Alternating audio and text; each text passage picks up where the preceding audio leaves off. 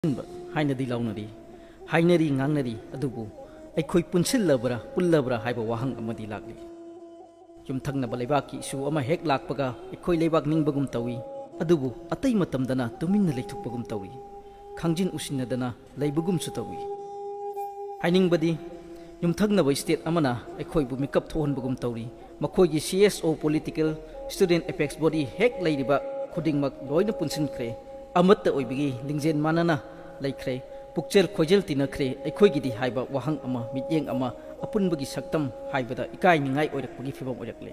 Eikhoi su lup achauba ama semki lup kaya ama punsinduna adubu Eikhoi kadai phabu punsilabagi border gina lup ama ILP gina lup ama amagina ama machoi aina aigisu amana mahakisu amana makhoigisu ama haiduna leinai makhoigi flag passport NRC pibagi wari laikre kalklubagi di nasade Eikhoina punsin bangamda machoi lingjen manadaba manba mawongda haina jom jumbal tenlanga yahikumna leibasida itomta warau jabani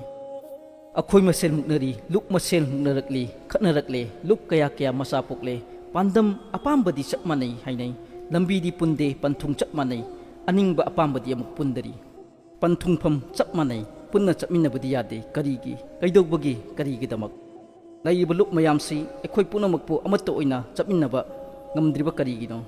apunbana pangalni paya ama thudikpa lai utang paya mapul ama thudikpadi malemda leiba afawa safaba kaya nasu oithokloi ngasidi Eikhoi gi khunailol lonchat lichat sajat lekha tarakli machoi aning batongnarakli mapu pandabagum phamdannarakli apunbana pangalni unity is strength haibasi khangna Eikhoi ngasi punsilabra apunba haibadu manglanda taradra apunbana pangalni haibadu dialogue khakta taradra mainstream da Eikhoi gi phajapam layaktre maikai khuding yenglubada awatpagi awatpa ngakta asuk sothana leraklaba minority gi status ta lakla phawuda isana isagi ngaklok semba saba ngamjadri lup khudimang yenglubada miyamna thajaningai oraktre haibada haiman muthokloi masi punumak karidagi orakpano khananingai oidribara haina ngangna Khangnariba ngaktani adumak oidunasu machoi tasin khumjinba ngamdana siba ngaiba punsi haibadu taradra ahalsingna nahasingda hai ibungo Eikhoina tawdok khai tawronbani oidrabani karigi oidribano lingjin manadabagi oidribara punsinba ngamdabagi oidribara karigino ahalsingna nahasingbu pukning hantanaba haibadi oiramgani thajade oiramloi hainasu khalli